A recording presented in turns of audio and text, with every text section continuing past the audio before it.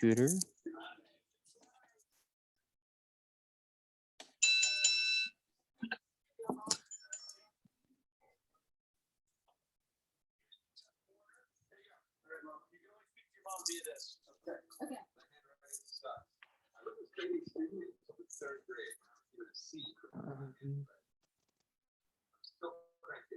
Okay, where's my picture at? It appears we've reached an. Okay, and there we are. Okay, there I am. All right, welcome to episode 2 of the RIngerz Wrestling Podcast, and I have a special guest with me today.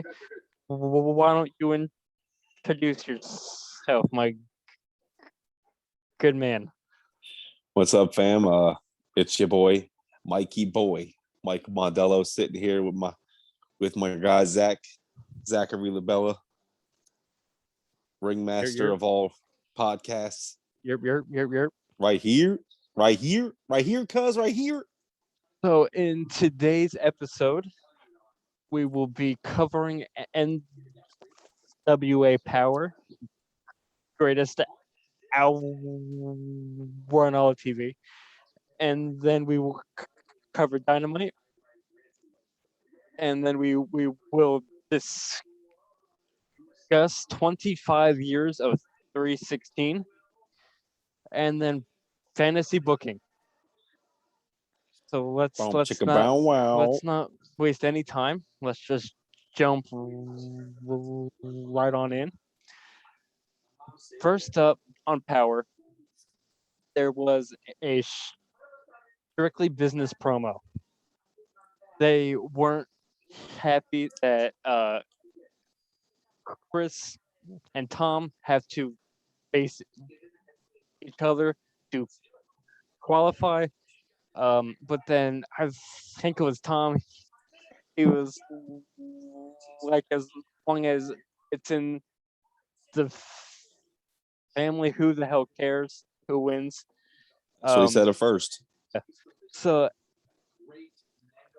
I believe Chris was on the same page, I think. And then after that promo, it cut to a Crimson promo. Excuse me. And he talked about why he wants this match with Boogie, the God Boogie. My man is dissing my man. I can't have it. Boogie, he's a god. Plain and simple, he's a god. Like the Brooklyn God. Yeah, yeah, of course. And Crimson wanted this match no DQ because Boogie destroyed his man Jax Dane a while ago. It was just Boogie being Boogie, being a god, as always. Thug master. Boogie has a bright future ahead of him. He does have a lot of charisma. And then after that, we jumped in for our first match, which was the Masked Man versus Mims.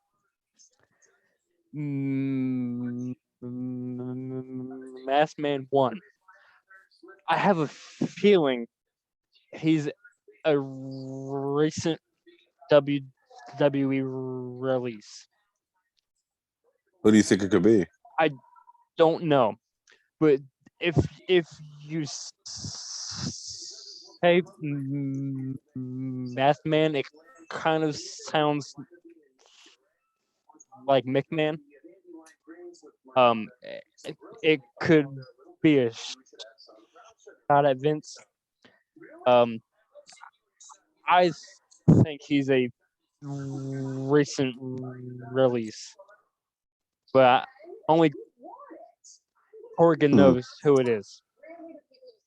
That's a little twist on things there. It is Zachy boy. I kind of like that. Yes, and a little dig at the McMahon. Mims, he's very good. He's very good. I don't know. I don't like him. And why not? I think he's sloppy, to be honest with you. See, and he's trying to perform like he's lighter than he actually is. He moves around very quickly, but it doesn't always work for him. I see what you're saying. I can't. Maybe if I watch him a little more and study him like you do, I'll be able to catch that and see that. But for the time being, Mims is dim to me. Because bars, I see that. Thank you. I don't know. When I watch Power, like I'm just so enthralled in it. It's amazing to me. I love it. I do too. And The theme music gets me going too. Yes, I like that they save the music for the pay-per-views. It makes them mean more. True. And It gives then them that feeling of excellency, to be honest. after this match was a promo between Jordan Clearwater and Black G's. Yeah, what is going on there? What is that? I know both of them want to work either with Tyrus or with Idol. Why you would want to, I have no idea. They should fire them both. First of all, Idol is the most annoying Ric Flair version of piece of shit I've ever seen. And Tyrus is sloppy as hell. Tyrus needs a new attire. I hate that they're pushing him against Pope. I hate it. I mean, I'm okay with the big man push, but if you're gonna do it right, because he doesn't seem like a monster to me. Yes, he's big, but he's big for no reason. He has no legs. They should replace Tyrus with Boogie. Just saying. Or NWA can get a steal here and push Braun Strowman the right way. I believe Corrigan wants him. He's very big on Braun. Dude, Braun is a monster. If used right, he would work so well there. He'd have to have a whole new gimmick though. Like everything would be brand new. I can't see him in AEW at all. At least me neither. Not yet. He needs to come up with his own character. He really does. Braun would not get over well enough. And then Tyrus would end up beating Clearwater and G's in what felt like a ripoff of the finger poke of doom with the poke. Oh God, yeah, that was terrible. But at least it wasn't for the top prize, which is just horrible booking. But because I believe that was Vince Russo's idea, and he's an idiot. Why is he with NWA? I didn't know he was with No.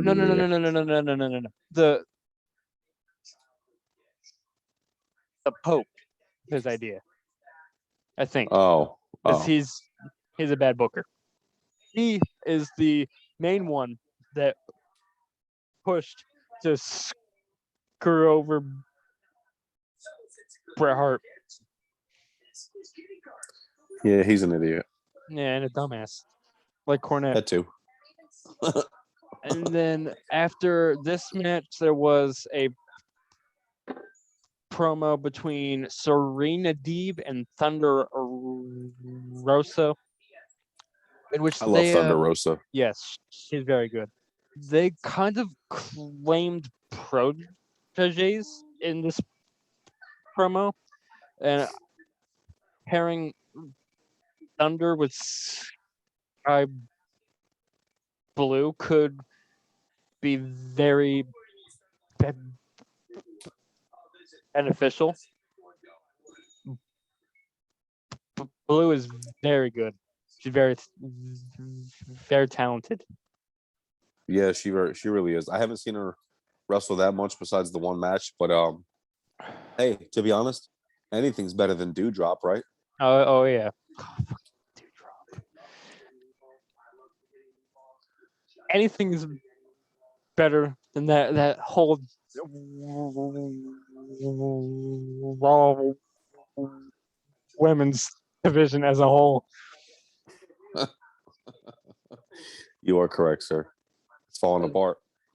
And then Taryn Terrell would cut a promo on behalf of what very well could be the next big star in women's wrestling genocide. She's a beast, She makes being a beast look easy. and she's good at it, and she's very Yes. respectful on top of that. Yes. A gentle giant. And she's different. The whole character of Genocide is extremely different from anything we've seen in a long time. And her name is super badass. I love it. Genocide. Like, how do you not I love just it. fall in love with that name? Yeah, I love it. I agree. And Okay. then Well, after that promo was the garage match between Crimson and God himself,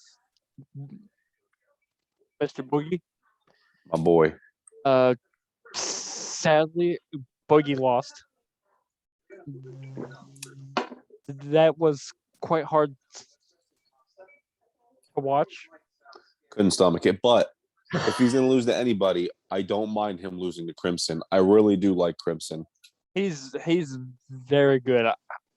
I've been watching him since TNA, and he's good, man. He's world champ material. He is good. Him and Nick Aldis. I grew up watching in TNA. If it weren't for the world title, Aldis couldn't reach the peak he's at right now because TNA wouldn't let him flourish at all. But he was a two-time TNA title holder. Huh. That's weird that they let him go without having a great title reign because the man is genius. And he was going to retire as well, but because of Corgan, he is still going, and he's a producer with him as well. So, who did he beat to take the title from? So, I don't know who he beat for the first reign, but he lost it at All In to Cody Rhodes, and then at NWA 70 a few months later, all this won it back, and he's now coming up on the third year of this one reign. That's crazy. He's incredible.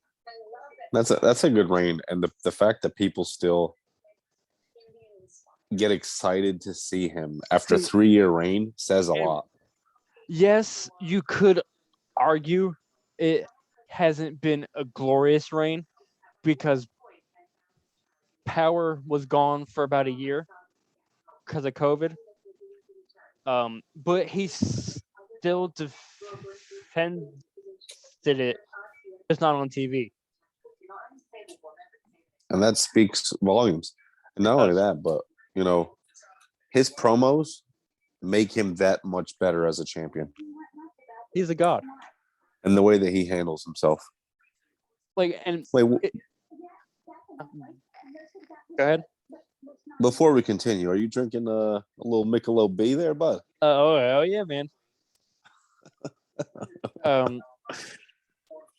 Yeah. So if I did not tell you to watch Power, you wouldn't see why I find all this to be the best in the world. And you've only watched one match of his, but his only one match. His promos are what put him above everyone else.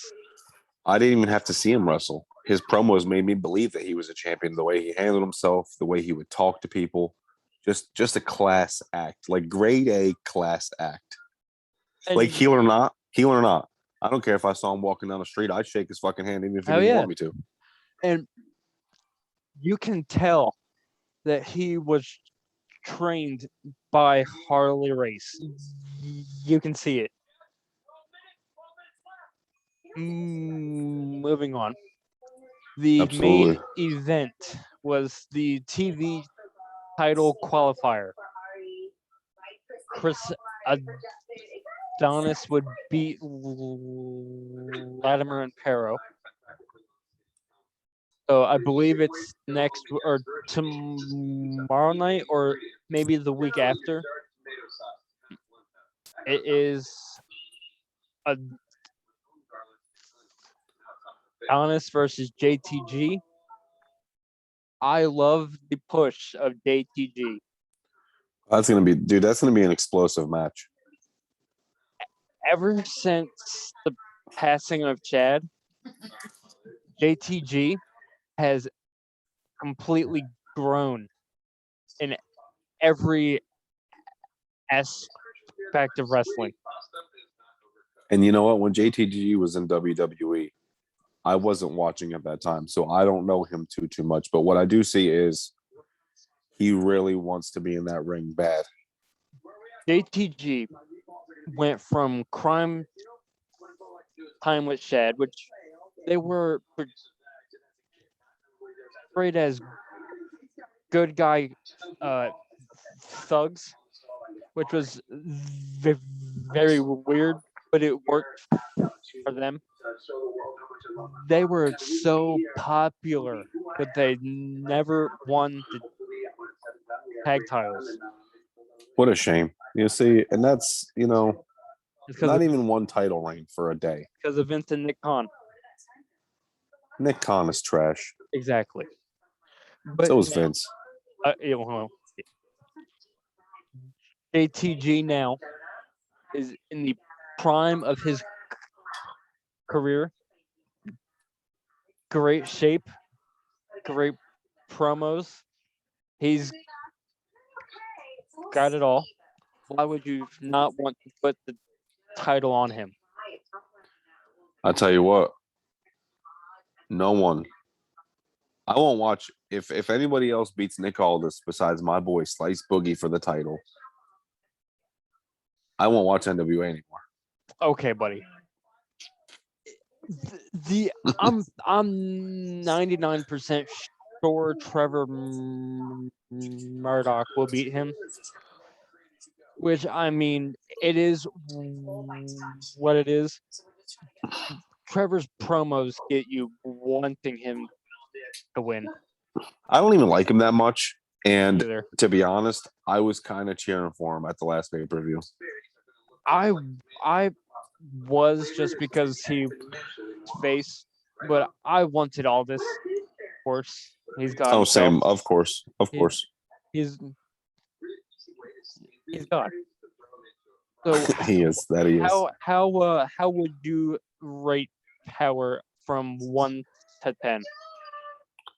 Like on a weekly basis or just this last This episode? this last show. It, it wasn't. It wasn't one of my favorites, so I'd have to go somewhere like 5 or 6. I'm there was more promos this week, so I agree with that 100%. And here's the thing, though: not a lot of people do promos like NWA does anymore. Like they take the old Mean Gene Oakland with the microphone type Mhm. of deal and just give it to you straight and interview you, and just want answers, you know. And granted, they're not scripted, but you can feel the passion Oh within yeah, them when they say what they say. yeah. Because even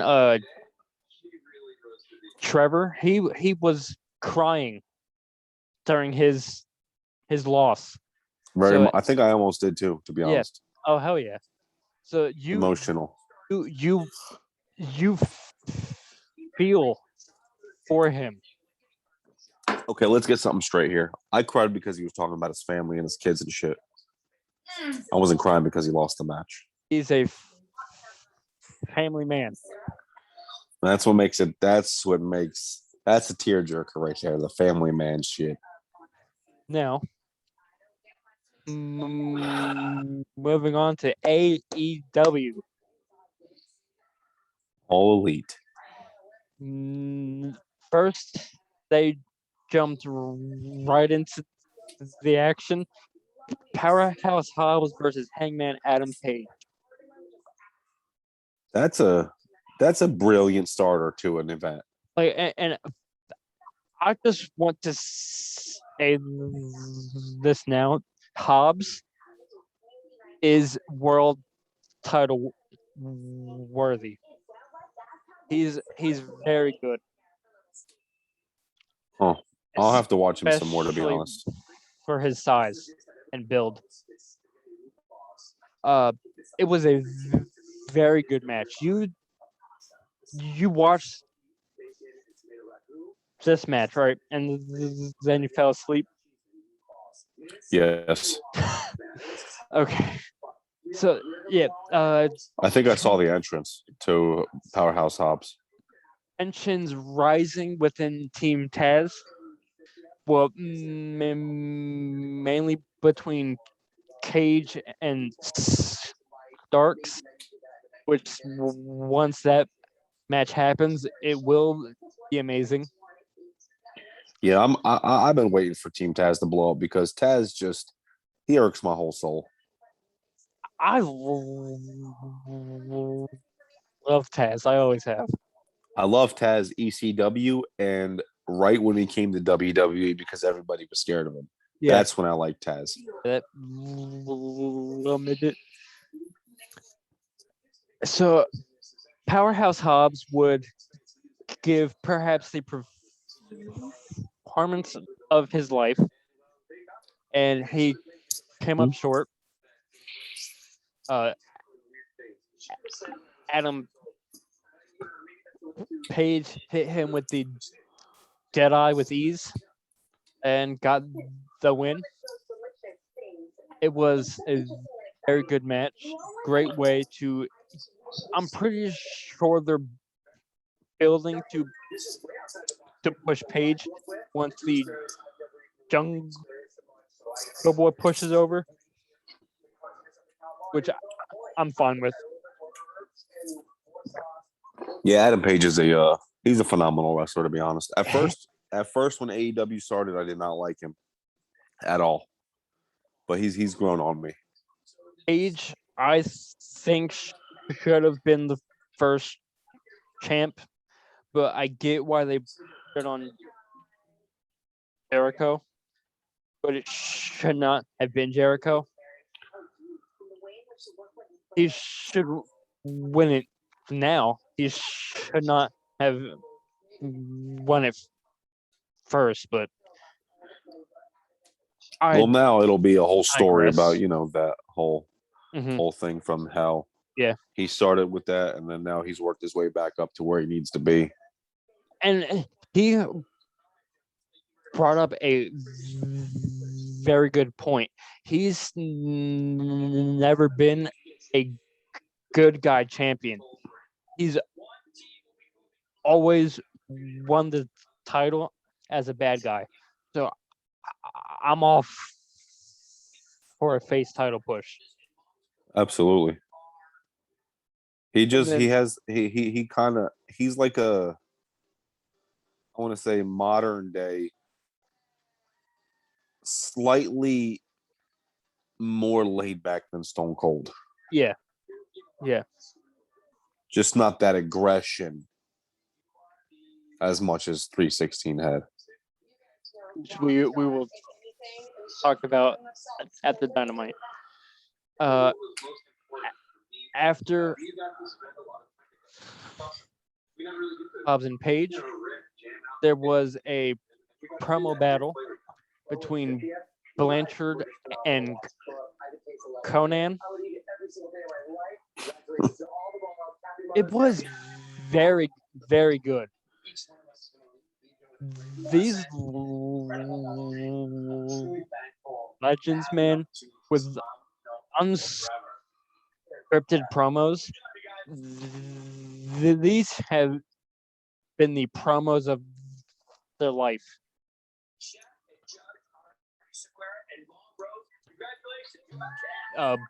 Blanchard would, of course, represent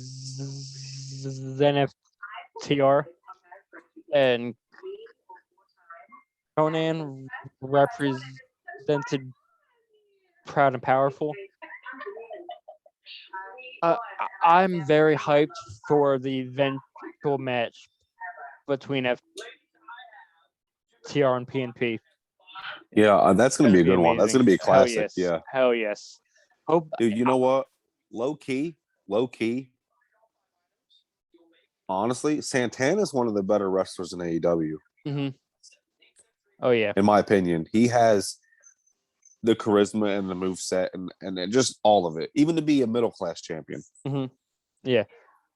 And I hope this match would be better than FTR versus Young Bucks. While that was a very good match, it did not live up to the hype of a dream match. It's always those matches that situation. you don't think. It's always those matches that you don't think is going to be crazy that actually turn up to be one of the best matches you've ever seen. Mm-hmm. Oh yeah. After the promo battle was Matt Seidel versus Dante Martin from Top Flight. Martin is incredible. He's only 20 years old. Seidel has been wrestling for 20 years, and you couldn't even tell he was that old. Yeah, Matt They Seidel's had good.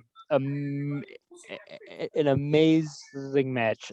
You've probably seen the clip. Martin went for a sunset flip, and he flew up.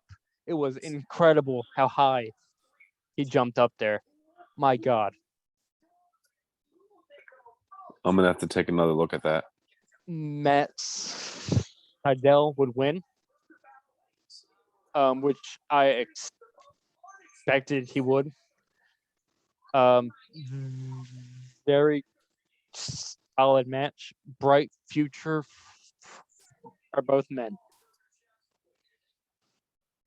Moving on from that, it was Agreed.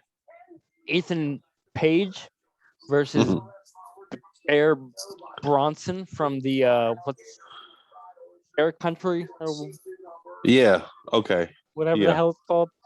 Um, Ethan Page would win. Ethan is incredible, He's a good and wrestler. I like him. surprisingly when he debuted, not many people knew who he was, but he's been wrestling for 18 years, and he's the longest reigning Impact Tag Team Champion with Really? Josh Alexander. Um, Ethan and Scorpio need to break up. Well, I love the team. It's not really called for. No. They should both be on Scorpio their own. won the Face of the Revolution ladder match and was put right into a tag team. That makes no sense, but whatever. Um, Funny how they do their booking sometimes too, though. I personally would have put the TNT title on them, but that's for another episode. And Ethan as well. He could have won the title as well, but he after he won, he challenged Darby Allin to a coffin match at Road Rager on July 7th. That's going to be quite good. I haven't seen a coffin match in so long. Wasn't the last one in like 06 of maybe 04? Kane and I don't know, man, but it's been Shawn was it? Michaels? Jesus. I think so. I Dude, that was so could be long wrong. ago. Those matches are fun though. We don't get good quality gimmick matches anymore, and it's a damn I think shame. I don't even remember the last gimmick match, to be honest. I think the one I remember that's more vivid in my mind is the was it the ambulance match with Orton and Drew. Yeah, yeah. it wasn't even that great, No, it wasn't. It wasn't. but also at Road Rager is QT versus Cody Rhodes in a strap match. So See, there's that as well. that is a good story because it's lasted so long as a rivalry. Mhm. And there's the story behind it with friends becoming enemies and then the build after that. It just makes perfect sense. And as much as I love Cody, he doesn't need this win, No. but I would like to see him back in the world title picture. Since Jericho is not the championship champion anymore. Yeah, but Cody said that he won't challenge for it at all, but this was also 2 years ago. So I wouldn't be pissed off at all if he won it. To be honest, though, I don't really think Cody needs the championship. No. He's already over. I mean, the fans love him anyway. I like him no matter what. Mhm. I mean, some matches that he puts on with people who are unknown, like the last one with Anthony Okogo, it Yeah. wasn't that great of a match. Yeah, and about a go should have won. Cody winning would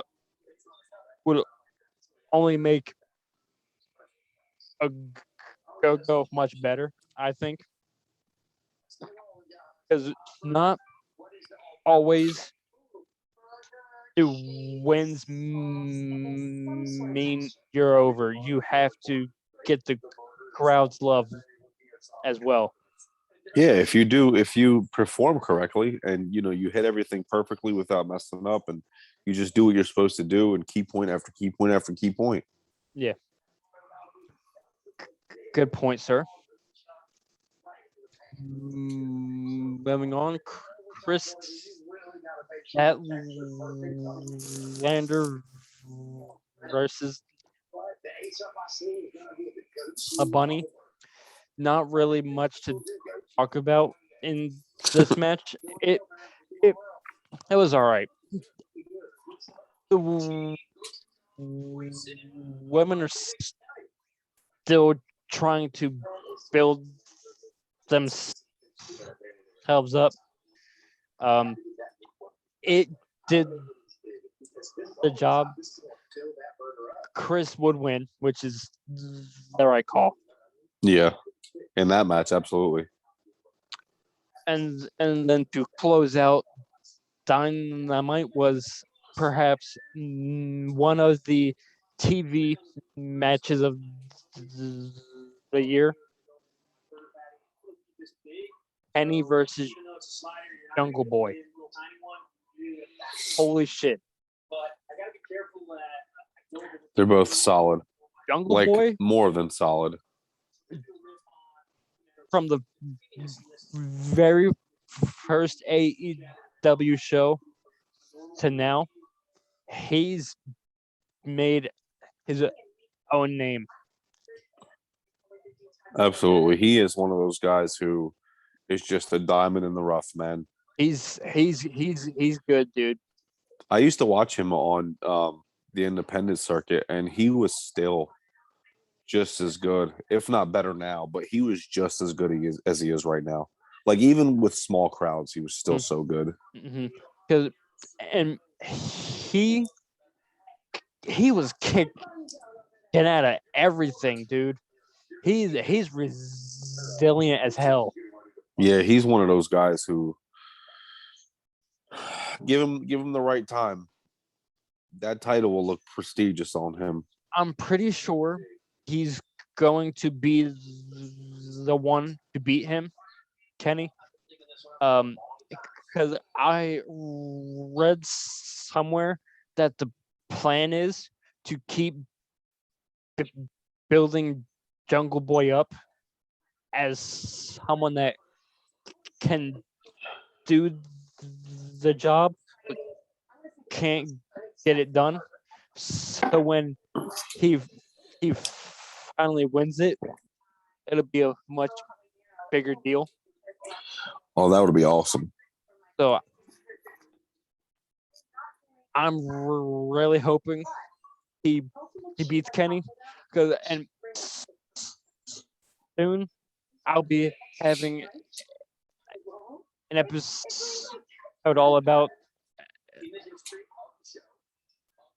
AEW, and I'll go in depth on Kenny's reign. But I want to hear what you think about his reign so far. Well, when I first heard of Kenny Omega and him being in New Japan World Wrestling, I was, I thought he was like this dude that I've always wanted to see be a champion in my own eyes. Like I never watched New Japan like that, but I just heard so much from you. I've heard so much from Alex. I've heard so much from everybody, and even like just indie circuits who talk about him all the time or whatever. And then he comes here, and I was happy for him to win the title, and I wanted to see what he was going to do. Yeah, and it's just a lackluster title reign. It's nothing more than title gawking. That's it. He turned his own title to a prop, and he's made Impact mean more than his own title, which rubs me the wrong way. Um, Excuse me. because like with 2K, I like to make every title mean something. Yeah, Kenny as you should. Kenny makes this title look like a prop. Yeah, and it sucks because that's one of the better looking titles in all of World Wrestling. Mm-hmm. Of course, it's breathtakingly beautiful. It is. Hell, give me the title and I'll walk down the street and defend it right now, even if I lose. All around, it was a pretty good show. Um, they return to Wednesday in 2 nights. And the main event is MJF versus Guevara. Should be What? pretty good. Should be pretty good. Shut up. That match is going to be fire.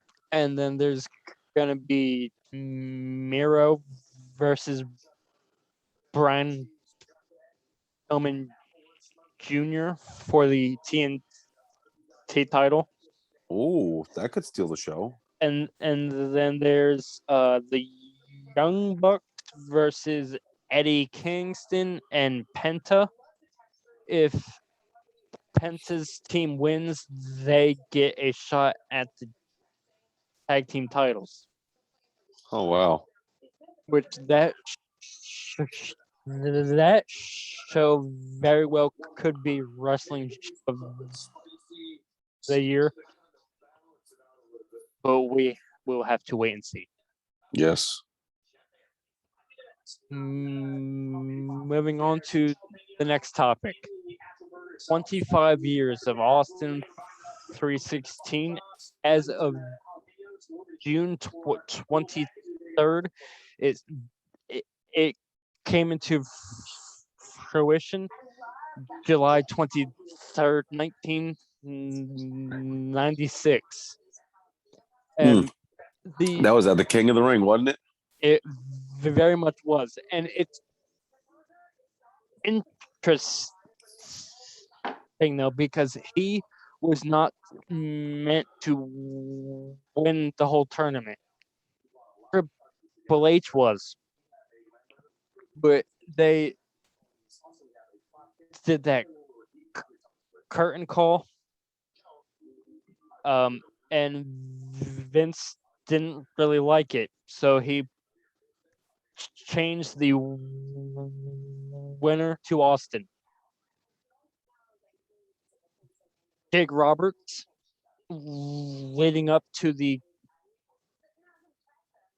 finals, was spewing out religious promos, talking about John 3:16. When Austin won, he ushered the famous words, Austin 3:16 says, I just kicked your ass. Oh my God. Man, how I love that. I love it and I miss it so much till this day. 25 years of Austin 3:16. He is your favorite of all time. Is that still accurate? Dude, just, yeah. There's no words. Absolutely. Part of the reason why I wanted you on the episode this week was because you love Austin, and it's 25 years of 3:16. What are your thoughts of Austin prior to it, and then after the promo itself? Man, before the promo, Ringmaster, it didn't catch my eye. I didn't even know who the guy was, to be honest.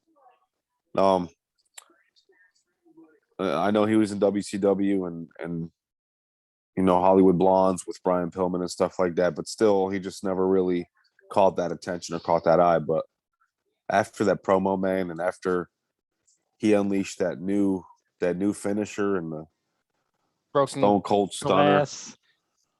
dude, you know what's crazy? Till this day, 30, almost 35 years old, if I'm doing absolutely nothing and I hear that glass break, I get excited. Hell yeah. Dude, Hell yeah. there's like no other feeling in the wrestling community or world or universe or whatever than that Stone Cold glass break, man. Because once you hear that, you know something crazy Hell is yeah. about to go down. Because and Austin, he would go on to win his first world title against Shawn Michaels with Dude, special enforcer Mike Tyson. Mike Tyson, I remember that, man. That was a day for me. Austin would then, a few years later, become a turncoat, and during that whole invasion angle from 2001, Austin would become the leader of Team WCW, and he would carry the world title to Vengeance when he lost it to Jericho. Austin, his if he did not usher the words Austin 316, we probably wouldn't be here having this talk right now. No, because I mean, if Triple H would have won the King of the Ring and Austin would have been forgot about and would have been a mid Carter, or He they would have probably forgot would have about him. been released. That too. And then what? Like, who knows? Like, it's just the spur of the moment decisions that make you who you are. And then after that, man, it's just how do you just blow up from those words? Like, you just blow up. And I didn't get to watch him compete on a weekly basis, but even I know how impactful glass breaking is. Dude, it's oh man, I wish I could relive those days. I'm gonna have to rewatch like everything for Stone Cold. And is when I was growing up, he only ever talked, and him talking. Now, I was then as into it as I am now, but his words made you want to hear him each and every week. Absolutely.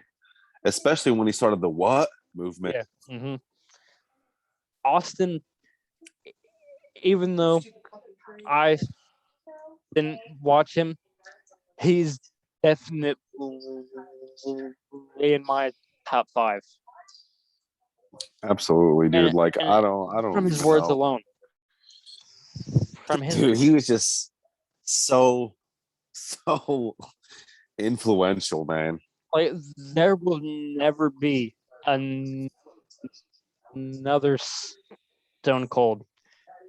I wish my man would have one last match, just one.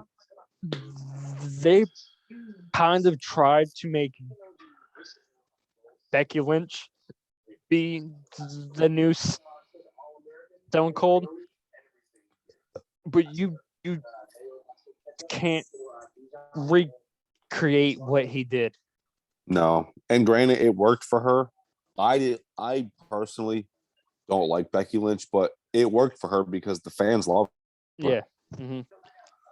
that's as close as they're going to get to anything like 316. Um, Austin, he even little kids today when that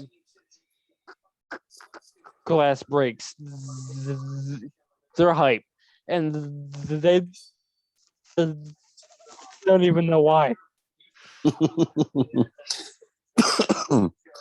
Absolutely. God, I miss those days. Austin paved the way for so many people. So many. So many. Like, I mean, how can you? I mean, I don't know. Him and The Rock had great matches too, Oh yeah, dude. And Rock sells a hell of a Stone Cold Stunner. He sells it to no end, dude. Like the best. It's gimmicky, but it just works so well. Absolutely. Like and even The Rock, for instance, with the people's elbow. It's an elbow drop, man. Yeah, and even that started it off as a joke. Yo, unbelievable. It's unbelievable what us as people and fans actually like.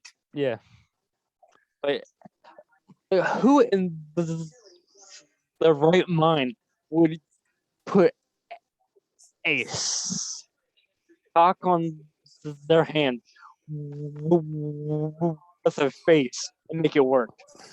Dude, Sacco, bro. Dude, there's no. You gotta love it though, man. Mankind was one of them too. That was it's just weird stuff, dude. Weird stuff, but we love it, and I would never change it. And speaking of Austin, it's now time for the main event of the podcast. It's time to fantasy book one of his many rivals, Owen Hart. May he rest in peace. God rest his soul. Owen Hart, one of the greatest to ever lace up a pair of boots, could not win the world title. And it's a shame too, because the man had all the potential in the world to be, honestly, just a great heel champion. Because his theme song even said, "Enough is enough. It's time for a change." Owen Hart should have been the change that proved that the mid carders could win the big one at least once. At least And you know once. what? To us, to me, Owen was bigger than a mid card. Yeah. Like the crowd hated him, but I love the guy. Like he was almost, in my opinion, as a Nick Aldis heel, in a way, without the class. Yeah. He was very disrespectful, which I loved about him. He was an asshole, and I loved it. He was like Nick Aldis mixed with MJF, but like maybe calmer. When was Owen Hart versus Bret Hart in the Oh, that was the was that match? a cage? Was that at Mania or SummerSlam? It might have been SummerSlam if I remember. No, was it? Are you sure it wasn't Survivor Series? Well, now I'm looking it up. They faced. Okay, I got it. Oh, that's what I'm thinking of, not the cage match. Owen Hart versus Bret Hart. WrestleMania 10. It was the opening match, 20 minutes long. Personally, it should have been the main event, and it should have been Bret Hart defending against Owen Hart. I agree. They did And they did Owen dirty a lot. Owen should have won right then and there. Even if it wasn't a long reign, it's Even something you yeah, could add on to his name.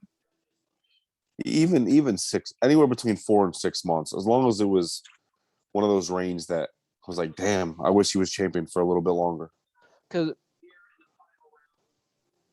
Owen, to me, as weird as this would sound, he's kind of like a heel, more aggressive Kofi Kingston. Because Kofi, he busted his ass for 11 years, won the title at WrestleMania. He only held it for 6 months. It, Owen, he busted his ass every week, and he's a multi-time intercontinental, which is good enough because it's a very prestigious title. I agree. But having Owen winning it at Mania against his own brother would have been very it would have made a lot of headlines. Yeah, would have. And that match should have been in Canada. Like at least once a week, I get pissed off because I remember he never won the title. It's aggravating. It really is. Like even before he joined the Nation of Domination, is when he was still really good. There's so many people that were great, better than the whole roster at Pure Wrestling, but could not win the world title, like Mr. Perfect or Dude. Rick Rude.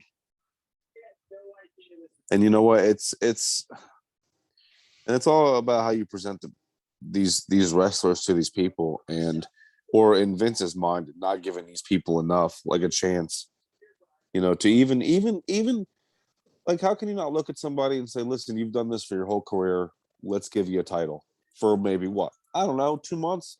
It doesn't hurt. Like 2001, Vince took a chance on Jericho because he wasn't the build Vince wanted in a champion. Why couldn't he have made that same chance on Owen Hart, who was much better than Jericho? No disrespect to Jericho, but there is no one like Owen Hart. Nobody. I know. You know what? Honestly, Jericho and Owen Hart, they're kind of similar in their wrestling ways, but I still prefer Owen Hart over And the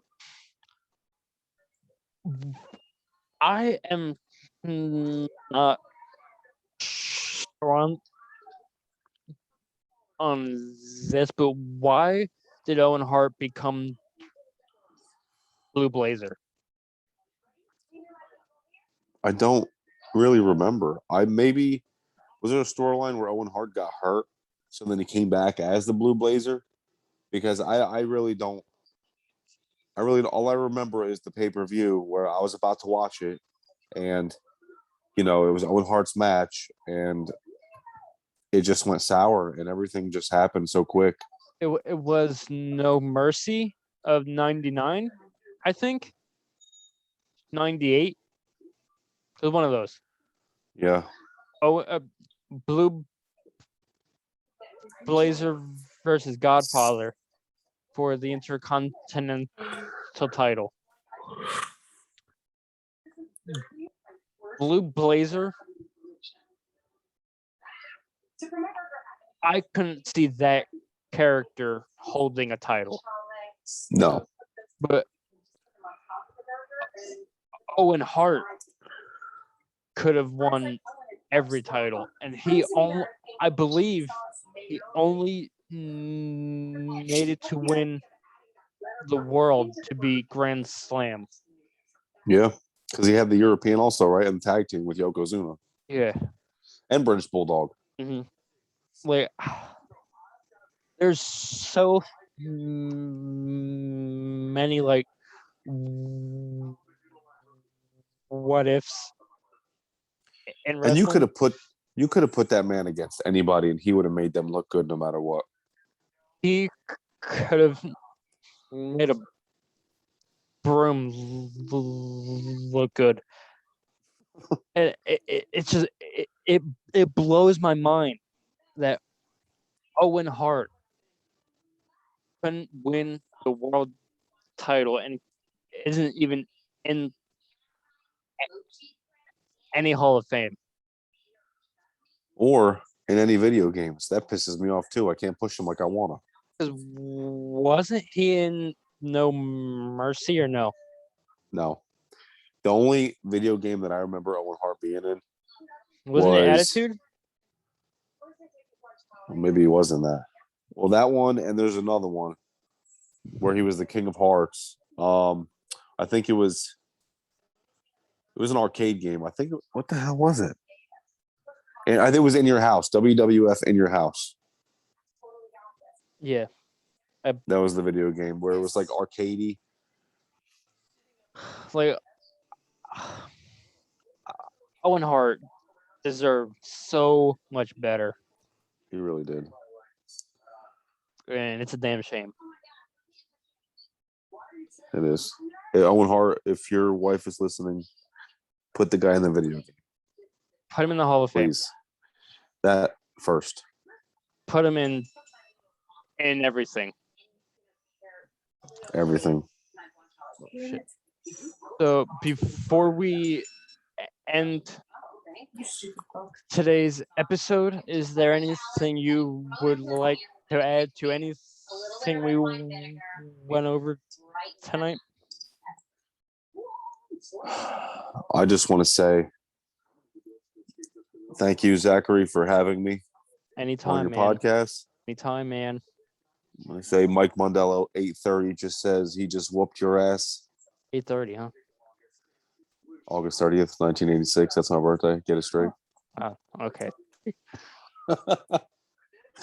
No, man, I just can't wait for wrestling coming up, and hopefully things get better for my man Slice Boogie. Mm-hmm. Amen. That's it, man. All right, then until next week, this has been the Bell RIngerz podcast, and we will catch you in a week. Peace.